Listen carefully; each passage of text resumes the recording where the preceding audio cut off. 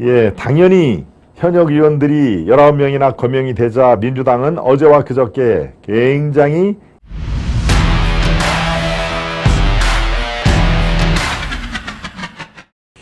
검찰이 밝힌 돈봉투 받은 19명의 의원 명단, 예, 여러분들 명단을 보면은 참 뭐 아주 속만 터지죠. 속만. 예, 이 명단이 어떻게 해서 흘러나왔냐? 바로 법정에서 검찰이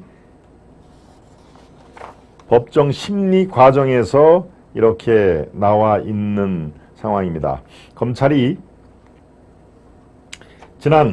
지난주죠. 윤관석 의원, 그 다음에 이성만 의원의 구속영장 실질심사는 이제 법정에서 판사의 입회하에 실질심사를 받게 되죠. 이게 구속을 하는 게 타당하냐 아니면 구속이 인권침해 요소가 있느냐 하는 그런 것들을 판사가 파악을 하는 것인데요. 실질심사 법정에서 돈봉투 수수 정황이 잡힌 현역 의원 19명을 거론을 했다 하는 얘기입니다. 그리고 그래서 검찰은 최소 19명이라는 말을 강조를 한 겁니다. 그러니까 19명에 대해서는 나름대로 증거가 확보가 됐다라고 얘기를 한 것인데요. 받은 장소도 특정을 했습니다. 이 가운데 10명 2021년 4월 28일 그러니까 지금으로부터 2년 전에 국회 외교통상위 소회의실에서 열린 국회의원 모임 참석자로 당시 윤관석 의원이 현금 300만 원이 들어있는 봉투를 이들에게 하나씩 건넸다. 현금 300만 원을 들어있는 봉투를 건넸다. 예, 여기에 이제 이름이 나옵니다. 김영호, 민병덕, 박성준, 박영순, 백혜련, 임종성, 전용기, 허종식, 황운하, 이성만. 예, 이렇게 10명은 구체적으로 이름이 나오고요. 예, 김영호 의원은 서울 서대문이 지역구입니다. 그 아버지가 김상현 씨입니다. 김상현. 예, 훈웅이라는 이름을 아우를 갖고 있는 김상현. 아마 여러분들 아실 것입니다. DJ 당시에 상당한 실권을 행사했던 김상현의 아들 김영호. 그 다음에 민병덕은 안양이 지역구일 겁니다. 박성준 서울 중구가 지역구 아나운서 출신이죠. 예, 박영순, 백혜련은 수원이 지역구인 예, 의원이고요. 임종성 이거는 경기도의 양주인가요? 저 곤지암 있는데 거기에 지역구를 가지고 있는 임종성. 전용기는 비례대표인데 이번에 뭐 이렇게 대변인도 하고 그래서 이 방송에 좀 나오는 그런 친구고요. 허종식, 황운하 하면 다 아시죠, 여러분들? 예, 이른바 울산시장. 예, 울산시장 문재인의 가장 절친인 황운하를 울산시장에 당선시키기 위해서 이른바 청와대의 7개 국실이 조직적으로 선거에 개입한 게 지금 이 사건이 도대체 수사가 시작한 지가 얼마나 됐는데 전혀 움직임이 지금 없죠. 그럴 때 나오는 게 바로 황운하입니다. 황운하가 당시에 울산경찰서장이었죠.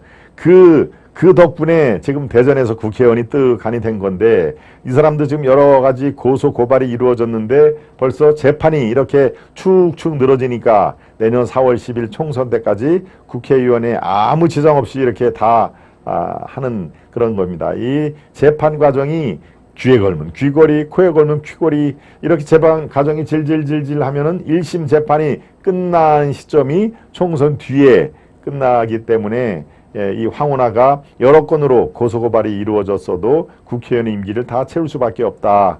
그러니까 참 이 사법제도의 맹점이죠, 맹점. 이렇게 10명은 사람 이름이 구체적으로 나오는데 나머지 9명에 대해서는 같은 해 4월 29일 윤관석 의원이 국회의원회관 내 의원실 등에서 만나 돈봉투를 건넨 정황을 검찰이 포착했다. 또 9명 중 7명이 호남권 의원이라는 얘기고요. 그 중에 수도권이 1명, 충청권도 1명 이렇게 있다. 그러니까 6명이나 7명 중에 호남권 의원이 상당히 포함이 돼 있다 하는 얘기입니다. 예, 이 사람들 어떻게 반응을 할까요? 당연히 펄쩍 뛰죠. 펄쩍 뜁니다. 예, 민주당 의원들은 허위 사실이라고 아주 펄쩍 뛰면서 예, 이 사법 처리를 시키겠다. 즉 고소 투표를 직접 하겠다 하는 얘기입니다. 검사 출신 백혜련 이렇게 얘기를 합니다. 있을 수 없는 일이다. 강력하고 엄중한 법적 대응을 할 것이다. 꼭 법적 대응이라는 얘기는 꼭 나오죠. 예, 경찰 출신 황운하는 뭐라고 얘기를 할까요? 검찰이 송영길 지지 모임에 참석한 의원들 명단을 흘려 악의적으로 여론몰이를 시도하던 것이다. 또 박성준, 전용기 전혀 사실이 아니다. 말씀드린 김상현 의원의 아들 김영호는 황당함을 금할 수 없다. 모두 다가 부인을 한 그런 상황입니다. 예, 당연히 현역 의원들이 19명이나 거명이 되자 민주당은 어제와 그저께 굉장히 후폭풍에 휘달렸습니다. 내년 총선 때 돈봉투 받은 의심을 사는 의원들을 당이 과연 공천할 수 있겠느냐. 공천 탈락하면 당사자는 당연히 반발할 테고 그 수도 무려 20명이 넘었을 것으로 보여 당 분열이 걱정된다. 예, 모두 돈봉투는 본 적도 없다고 부인하는 상황에서 민주당이 할 수 있는 조치는 하나밖에 없다. 기소가 되면 그 의원은 단호하게 출당 조치를 하는 것 외에는 대안이 없다 하는 얘기입니다. 그러니까 최소 20명 이상 24명 정도는 이 기소 과정에서 기소가 되는 즉시 당이 뜨거라 하면서 절연을 하는 것이죠. 출당. 저 사람은 민주당 의원이 지금부터 아니니까 자꾸 우리 당을 욕하게 하지 마라. 이런 뜻에서 출당 러시가 이루어질 것이다 하는 그런 내용을 살펴봤습니다. 네, 재영킴님, 박경정님, 경한님, 네, 던님도 오셨군요. 역시 임꺽정님, 대회 종료 후 특검 감사하여 위유성 예산 지출을 회수하고 사법 처리를 해야 된다. 김창훈님, 도희님, 국민이 참 더 황당하네요. 지편 판사들 믿고 아직 날뛰고 있습니다. 이순희님, 정치인 재판은 일반 국민보다 더 우선해야 합니다. 일반 국민은 경제활동 주체이므로 천천히 해도 됩니다. 우리 바람님이 바람직한 대안을 제시를 해 주었습니다. 역시 저들 더불당답네요. 김은경이나 아들 얘기 들으면 그 애미의 그 자식이니 앞으로의 대한민국이 참 걱정입니다. 법적 대응할 것도 없는 내로남불자들입니다. 입만 열면 거짓말, 돈봉투 담을 누가 눈길이라도 주겠나요? 참 그래도 저 더불어민주당을 지지하는 사람들이 35%는 뭐 확정돼 있는 거죠. 어떤 일이 있어도 돈봉투 의원이 아마 한 50명 정도 나와도 민주당을 그냥 묻지마. 민주당 의원을 지지하는 사람들이 전 국민의 35% 최소한도 그 정도는 됩니다.